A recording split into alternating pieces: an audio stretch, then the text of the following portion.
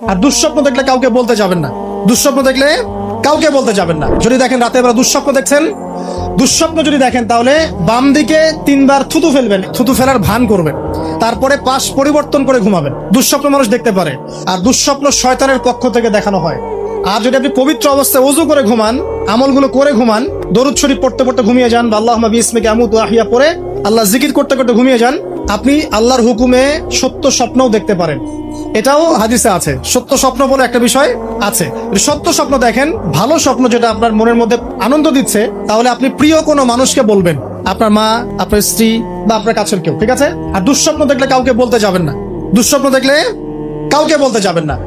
যদি দুঃস্বপ্ন দেখেন, উঠে 2 রাকাত নফল নামাজ পড়ে আল্লাহর কাছে দোয়া করবেন, আল্লাহ এই স্বপ্ন আমি দেখেছি, এর অনিষ্ট থেকে আল্লাহ তুমি আমাকে বাঁচান। প্রয়োজন একটু সাদাকা করবেন। আর দান সদকা তো এখন মানুষ কমিয়ে দিয়েছে নাকি? মানুষ সমিতিতে টাকা ঢালতে প্রস্তুত, আল্লাহর পথে দান করতে চায় না। তো এদের সম্পদে কোনো বরকত হবে না ইনশাআল্লাহ। যত বেশি আল্লাহর পথে দান করবেন, সম্পদ বাড়বে ইনশাআল্লাহ। তো এখন কিছু মানুষ বলবে যে ধর্ম ব্যবসা শুরু করলো মনে হয়। হ্যাঁ, এটা তো ধর্ম ব্যবসায়ী, আপনার সমস্যা কি? ধর্মের মধ্যেই তো ব্যবসা আছে। ব্যবসা করলে ধর্মকেন্দ্রিকই করতে হবে। ব্যবসা যদি কেউ করতে চায়, তাকে ধর্ম মেনেই করতে হবে। অমুসলিম হলে সে আলাদা বিষয়। কোন মুসলমান যদি ব্যবসা করতে চায়, তাকে ধর্ম মেনেই ব্যবসা করতে হবে। কি করতে হবে? মাপে কম দেওয়া যাবে না, সিন্ডিকেট করা যাবে না, তাই না? মাল মজুত করে বেশি দামে বিক্রি করা যাবে না। আছে না এগুলো নিয়ম? আছে না? আছে। যখন সমাজে একটা রেট চলছে, দাম চলছে, নিজে ইচ্ছা করে দাম বাড়িয়ে দেওয়া যাবে? যাবে না। তো যদি ব্যবসা আপনি করতেই চান, তাহলে তো আপনাকে ধর্ম মেনেই করতে হবে। তো সমস্যা কোথায়? আর আল্লাহর পথে এইসব দান খয়রাত কি ধর্ম ব্যবসার মধ্যে পড়ে? এগুলো তো ইসলামের কল্যাণেই প্রয়োগ করা হবে। মসজিদ করার ক্ষেত্রে, মাদ্রাসা করার ক্ষেত্রে, মাহফিল করার ক্ষেত্রে, দিনের প্রচার প্রসারের স্বার্থেই তো এগুলো করা হবে। তো দিনকে কেন্দ্র করে, দিনকে এগিয়ে নেওয়ার জন্য যদি দান সদকাও ব্যবসা হয়ে যায়, তাহলে দুনিয়া এগিয়ে নেওয়ার জন্য আপনারা যা করছেন, এটা দুনিয়া ব্যবসা, তাই না? একটা পলিটিক্যাল দলকে ক্ষমতায় নিয়ে যাওয়ার জন্য যা করছে, এটা পলিটিক্যাল ব্যবসা। একটা আদর্শ দর্শন সমাজে প্রতিষ্ঠার জন্য যা করছে, এটা আদর্শিক ব্যবসা হচ্ছে। তাহলে জায়নিজম প্রতিষ্ঠা করতে যাচ্ছেন, তো এটা জায়নিজম ব্যবসা হচ্ছে।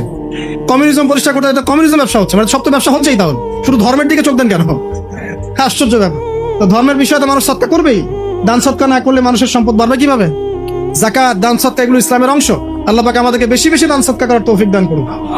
তারপরে চলে আসেন, এইভাবে রাতে আমলগুলো গুছিয়ে শেষ রাত্রে ওঠার চেষ্টা করে। আমি যে বললাম, রাতটাকে এনজয় করার জন্য আল্লাহ পাক বলেছেন, একদম শেষ রাত্রে আল্লাহ পাক ওঠার তৌফিক সবাইকে দান করুন। আমাকে, আপনাদের সবাইকে দান করুন। আমি শেষ রাত বলতে কোনটা? রাতকে 3 ভাগে ভাগ করতে হবে। কয় ভাগে? একদম শেষের অংশ। মনে করেন যে 1টা থেকে 4টা বা 5টা বা 1:30 থেকে 5টা, এই যে অংশটা আছে না, এটা হচ্ছে শেষের অংশ। এই অংশটা এত বেশি মূল্যবান। এই সময় মানুষ ঘুম থেকে উঠে যে দোয়া করে, লা ইলাহা ইল্লাল্লাহ ওয়াহদাহু লা শারীকা লাহু লাহুল মুলকু ওয়া লাহুল হামদ ওয়া হুয়া আলা কুল্লি শাইইন কাদির। এরপরে বলে সুবহানাল্লাহ, আলহামদুলিল্লাহ, ওয়া লা ইলাহা ইল্লাল্লাহ ওয়াল্লাহু আকবার, লা হাওলা ওয়া লা কুওয়াতা ইল্লা বিল্লাহ, আল্লাহুম্মা গফিরলি। এরপরে হাত তুলে দোয়া করলে যা চাবেন তাই পাবেন।